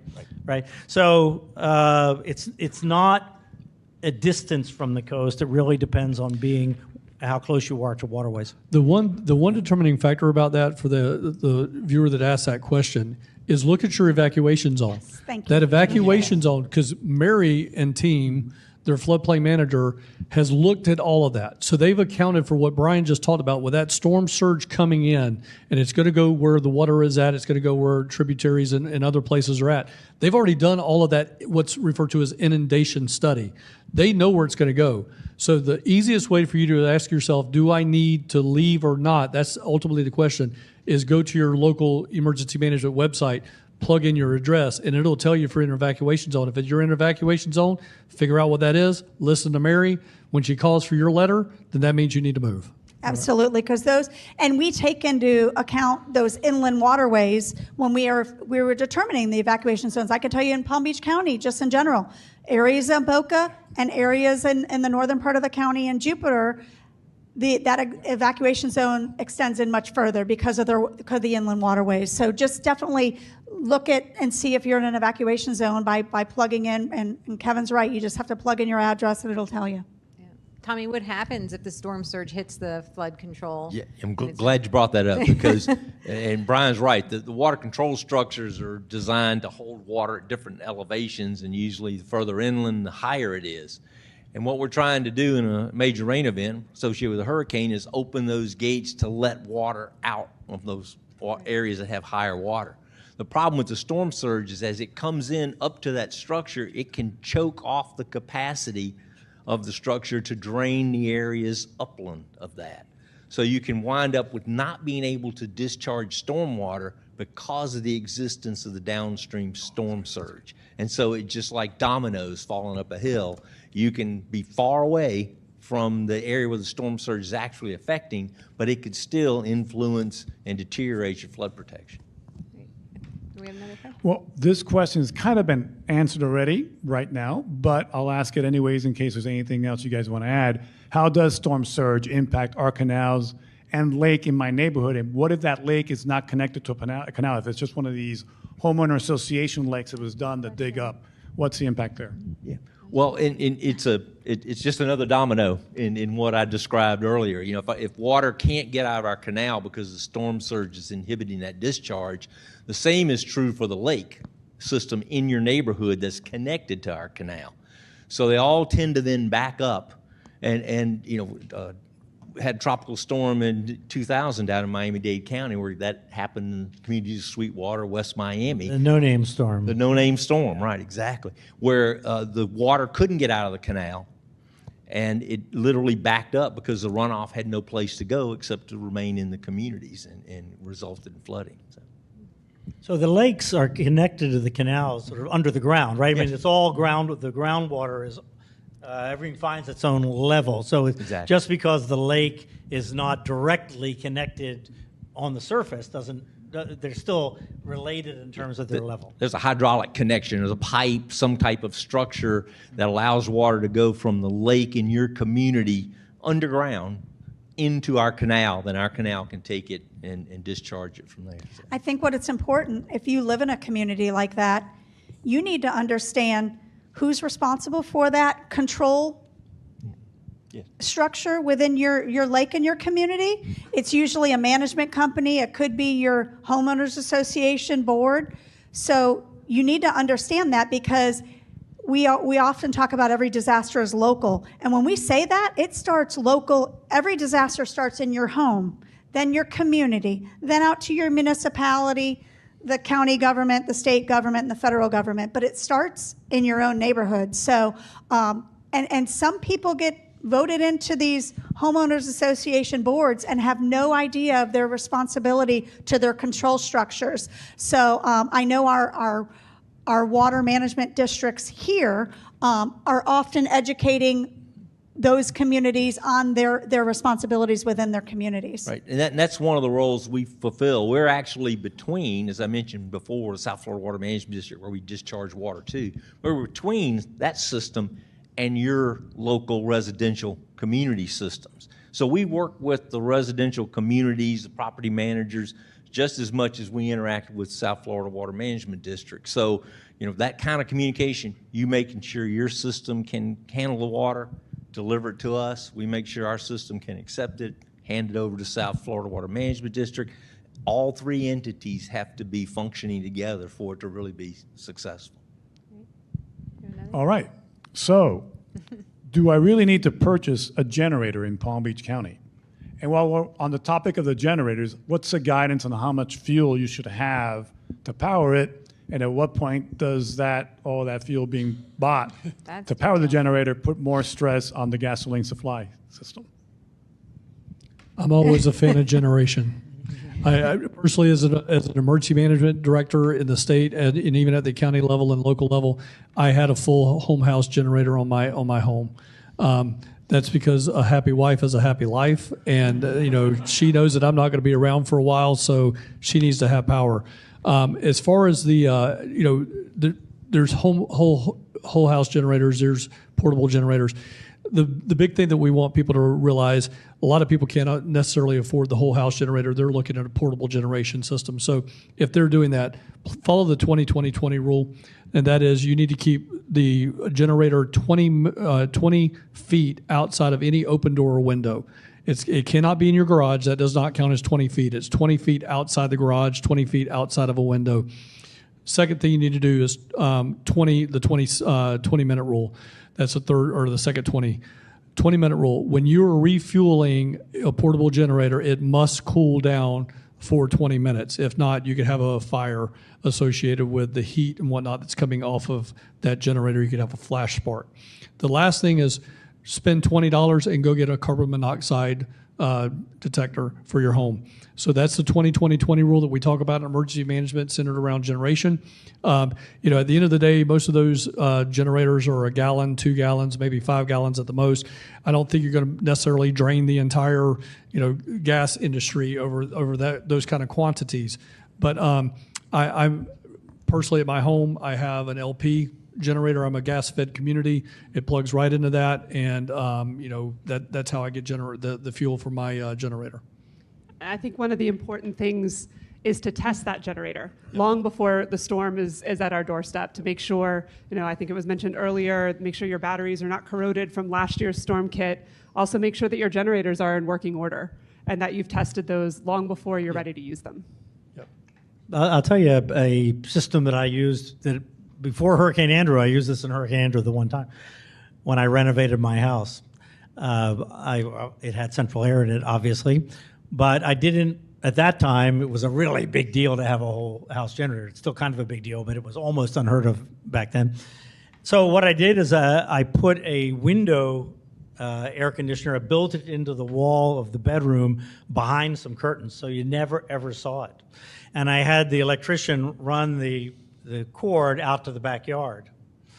And so after Hurricane Andrew, when I came home, I got the generator out of the garage, I put it in the backyard, I started it up, and I had air conditioning just for the evening in the bedroom and closed the door to make the bedroom comfortable, and ran some lights and kind of lived in the bedroom, and then stopped the generator, turned off the air conditioning, and slept through the night. And then I started up again in the morning, and then I went to work. So the idea wasn't to try and live there with it, but it was a way to actually have air conditioning. I bought it as the 5,000 BTU air conditioner that would run on a relatively small generator, which was the common thing to do, many years ago. So some version of that could work even better now because now we have so many things that don't use much electricity. The air conditioners are more efficient. The little refrigerators are more efficient. The lights are extremely efficient. You can run lights all the time. And if you want to save an average of $210 on a generator, right now they're tax-free up to $300 or up to $3,000. So Exactly. generators up to $3,000 you can get tax-free right now. Yeah. All right. Well, speaking of lighting, and this is some pushback here. I like my candles. What happens? All right. I like candles too, not during a hurricane though. Not during a hurricane. I think next time, Rick, we should have Bed Bath & Beyond be one of our sponsors.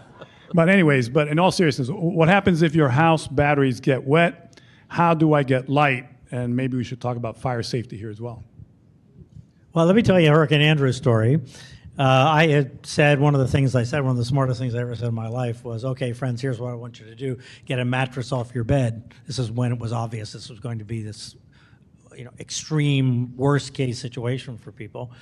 And a family got a mattress off the bed and they leaned it up against the dresser that had a candle on the dresser. And that set the mattress on fire. And they had to evacuate the house to the neighbor because they had a fire in the house. So even people that are careful, and they had done what I had told them to do. Back then we used candles because you couldn't, like I said, you couldn't use a flashlight for that long. I said, get a dinner plate and put the candle in the middle of a dinner plate. So it's not going to fall over and, like put wax down and so that it's in the middle of the dinner plate. So it's not going to fall over on something. That's what they did, and then they had this happen. So unintentional things can happen with candles, and these days with LED lights, we just don't need candles. Yeah, Ziploc bags, garbage bags, those are things that you can use on a day-to-day basis to keep things dry. Take advantage of the shelves in your house. Most houses, the cabinetry is at least 5 feet off the ground, if not higher. I mean, for you to live in your neighborhood and then get, again, if you're getting that much inundation, you're probably in an evacuation zone, so you should have evacuated to begin with.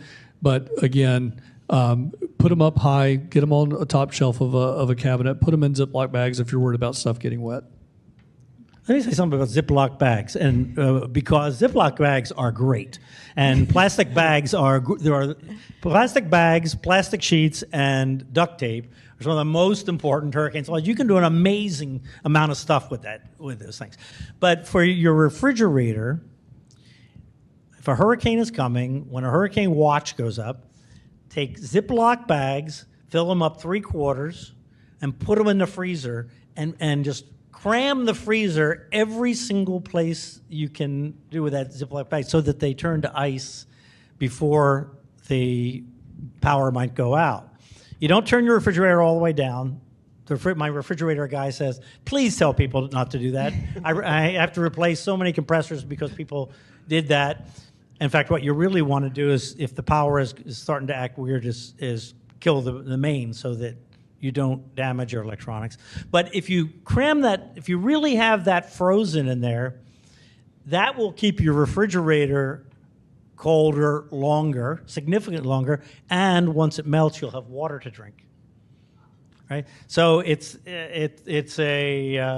try and remind people to do this every time we get to within 48 to 72 hours, because it takes a while for all those plastic bags to freeze in the freezer, but it really does work. All right, so while we're on that topic of fire safety, I assume that the barbecue in the garage is still a bad idea. Bad idea. All right, I just want to clear that out. All right, three-part question here. How does climate change affect the size and intensity of hurricanes? Won't the high temperatures of the ocean and contribute more to the storm? And do we need higher hurricane classifications beyond Category 5? Okay, so in order, so how does climate change affect hurricanes? So the sea level is higher. So we start with the fact that the storm surge is going to be 8 inches to a foot higher than it would have been 100 years ago. We just start with that fact. You can probably tell me exactly what it is here. No, you're right there. Is that right? Yeah. Okay, so we start with that. the atmosphere, the Earth's atmosphere is warmer. That means it holds more water vapor. That means that all storms generate more rain. That's why we see more flooding now than we used to. 15%, 10%, something in that range, more rain.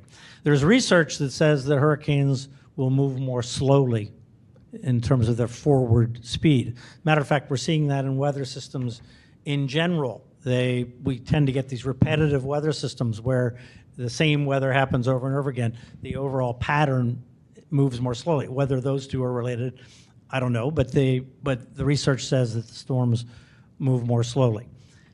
Because the water is warmer and the water provides the energy, hurricanes will be somewhat stronger.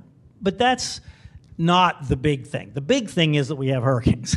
If the storms of the past, without any sort of amplification because of the warmer water, were to happen again, we would have a terrible hurricane situation. So yes, the additional energy in the water means that there is more water available for the storm and more energy for it to develop. That's true, and never been truer than this year with the off the charts warm water. And why exactly? I don't want to mix 100% what's happening in the ocean with climate change, because there's another factor that's going on that we don't completely understand, and that is in 2022 there was this big volcano, the Hunga Tonga volcano in Tonga Tonga. If you saw any of the pictures, they're incredible. It was under the ocean. It injected a tremendous amount of water vapor into the upper atmosphere, stratosphere, actually. And there's some indication that has warmed the Arctic significantly, and we see very, very warm areas in the Arctic now. And might that all be related, that is amplifying this situation? That's a possibility. But climate change is definitely affecting what hurricanes, but more or less on the margins. And not that it's not an existential threat to South Florida, it is, but more or less on the margins. The threat is from hurricanes here. And the higher classification. Oh, the higher classification. gonna Should there be a ask about category Cat 6? 6. Yeah, Well, should I there mean, be a the Cat 6? categories are based on damage. And the category 5 is catastrophic damage. That's the definition of it. So, I mean, what's the next level beyond catastrophic damage? It doesn't hardly make any sense. And anybody that lived through Hurricane Andrew would say it can't be worse than that. The difference between a 165 mile an hour or 185 mile an hour hurricane is, again, not anything that anybody put their finger on anyway. Would a Category 6 make you evacuate over a Category 5? I don't think so. Yeah, It doesn't matter. Right. If it evacuate if Mary calls for the evacuation. All right, and you kind of have all addressed this, but throw it out there one more time. What do you think is the most underrated hurricane danger you wish more people knew about or thought about? I'll start with complacency. It's just flat out, it's not going to happen to me. It's not going to happen in my backyard. That is, in my opinion, by far the number one thing. I could tell you the men and women on this panel are ready for this hurricane season. And I service 22 million people. Mary services 1.5 million people. Brian talks to hundreds of millions of people every day. But we cannot physically go into your home and pack your bag for you and make your plan for you. You have got to do that yourself. And everybody has got to make a plan. The theme this year, and Mary and I were just at a conference here a couple of weeks ago, right here in Palm Beach, and it was, if this is going to be the 04-05 season all over again, maybe the combined 04-05 season, again, at the end of the day, it doesn't really matter. You have got to be ready for year one. Let us worry about the bigger pictures, but you have got to be ready for year one. And for me, it's complacency in the people that will not take the opportunity to get prepared. I think related to what Kevin said is a lack of understanding and appreciation for hurricane history.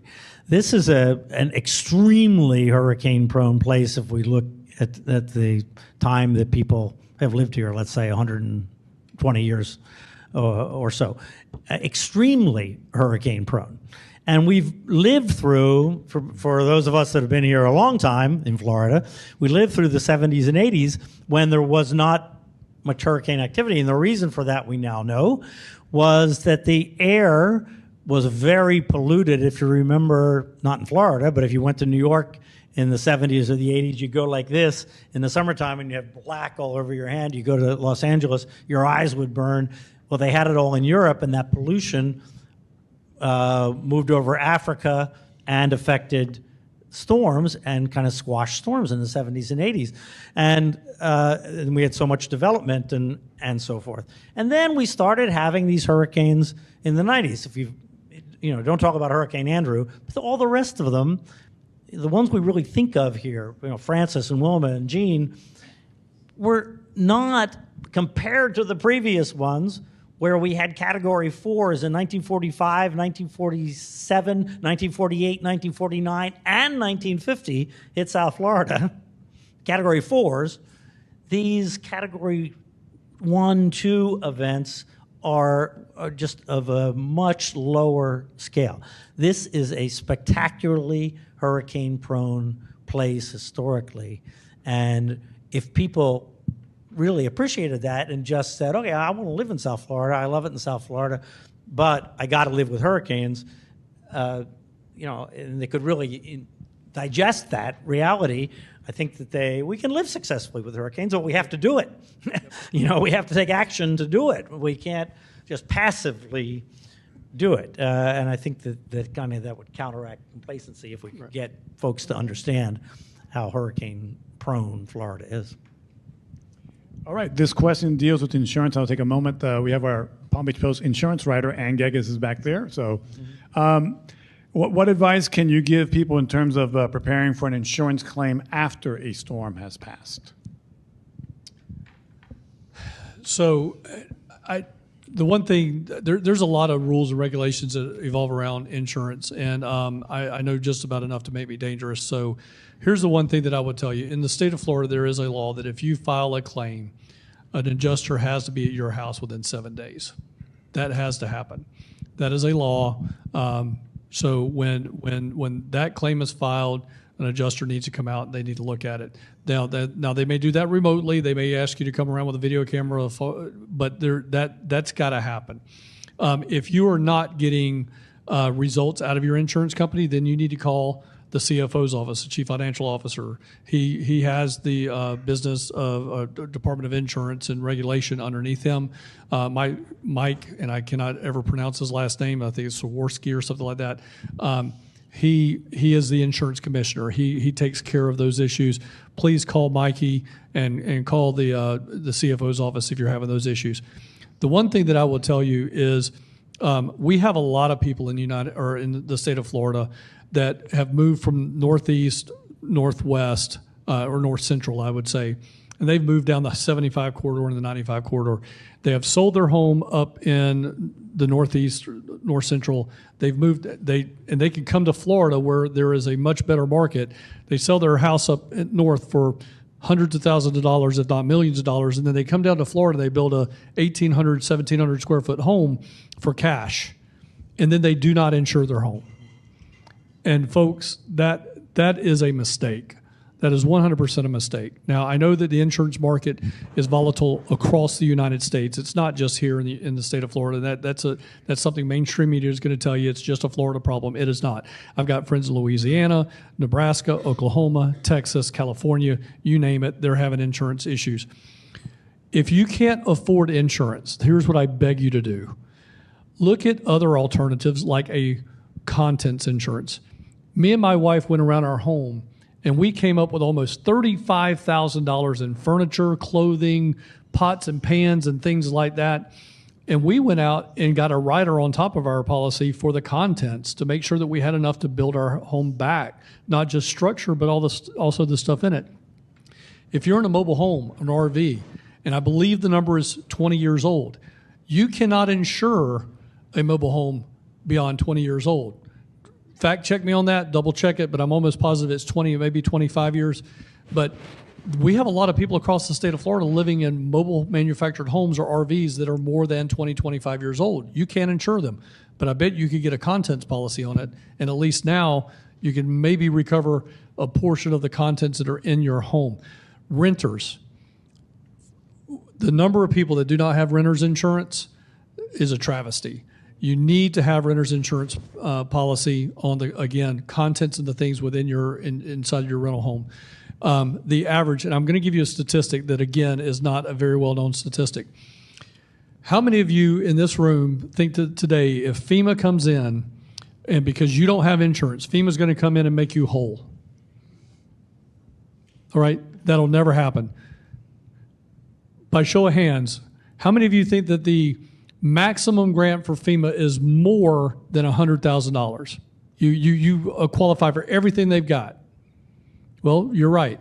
It's 2 veins, $37,000 a piece. Maximum grant, $84,000 is all you will ever get out of FEMA. We have less than 5% of the state of Florida that qualifies for maximum grant. The average grant paid out by FEMA in a storm is $5,000. There were 910,000 valid registrations for Hurricane Ian alone, and the average payout was $5,000. Your first line is insurance in some way, shape, form, or fashion.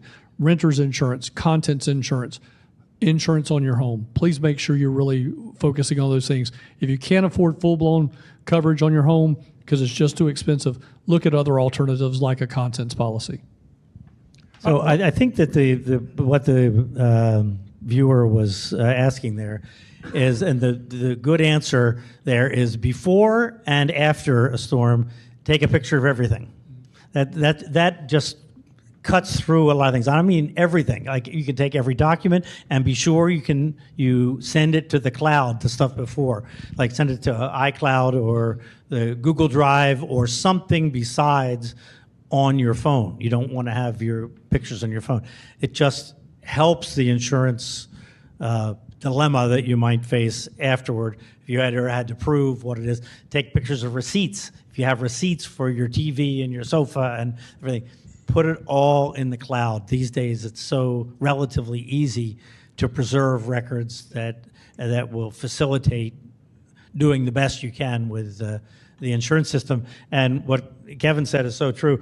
Most renters don't realize how cheap renter's insurance is. It's really cheap. And it makes so much difference. I mean, we're talking about maybe a couple $100 a year. This isn't like having a home and trying to insure the home. For an average person, it's maybe a couple $100 a year. So I 100% echo that. Oh, all right. We have 5 minutes because, so last comments, final comments. I just wanted to ask one question, and it's about messaging. You spent a lot of time in Fort Myers after Ian. What did you hear from the people? Yeah. What were they saying that didn't evacuate? Yeah, so, one of my jobs is that, the governor cannot be down in these impacted areas in perpetuity. That's my job.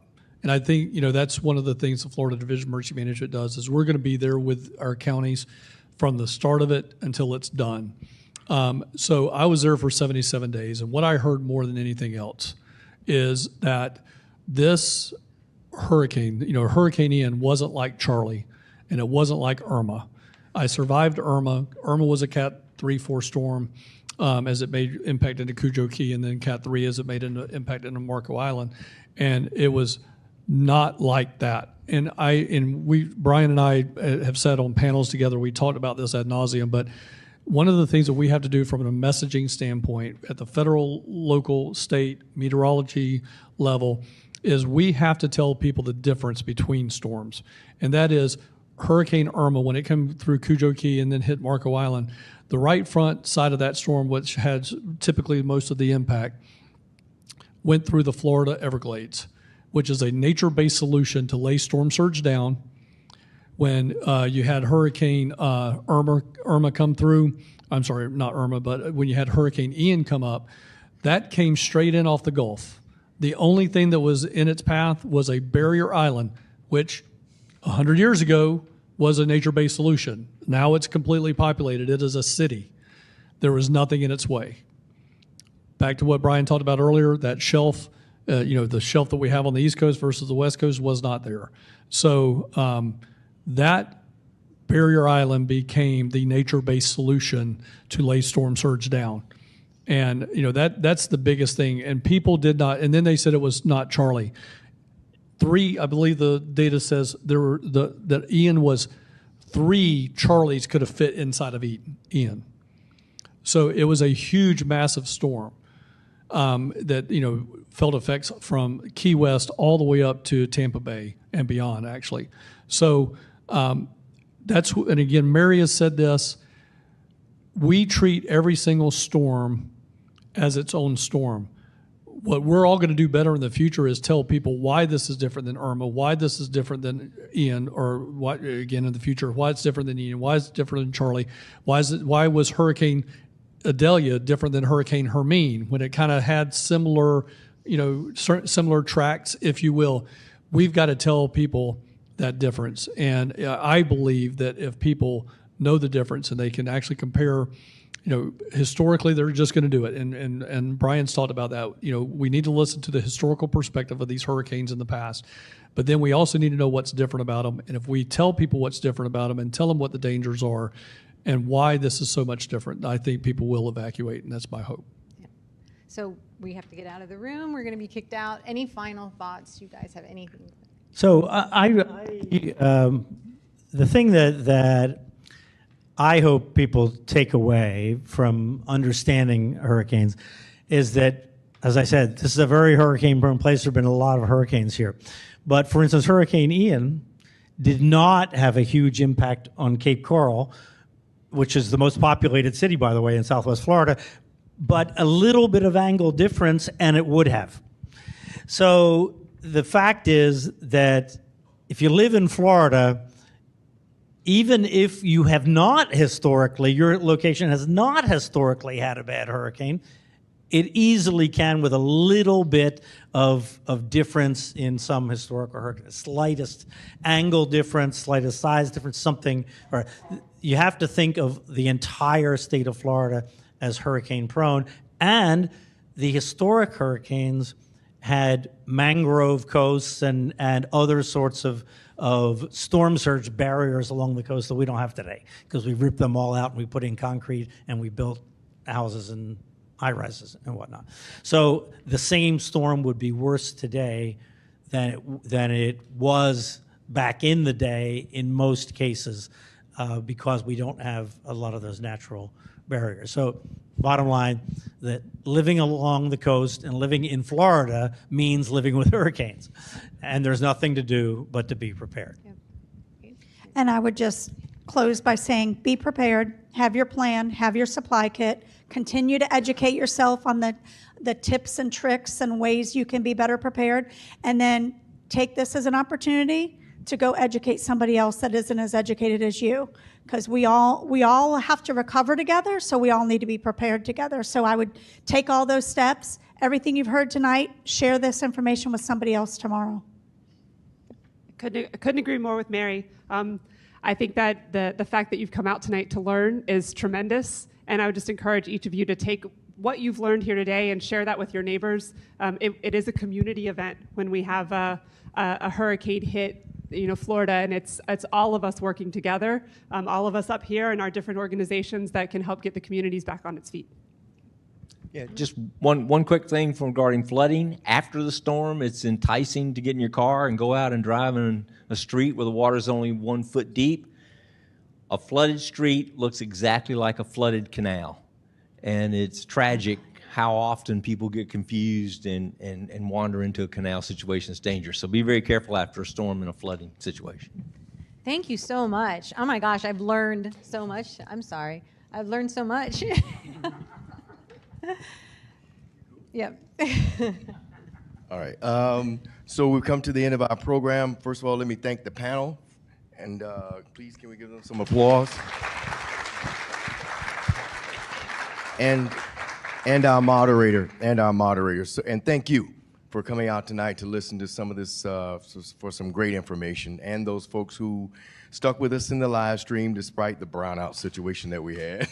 And again, to stick with us and learn get some very important information here. And again, the live stream has been recorded. It will be on palmbeachpost.com along with any of our other 16 newspaper websites around the state of Florida anytime you want to go watch and get a refresher. But thank you again for coming out. Thank you.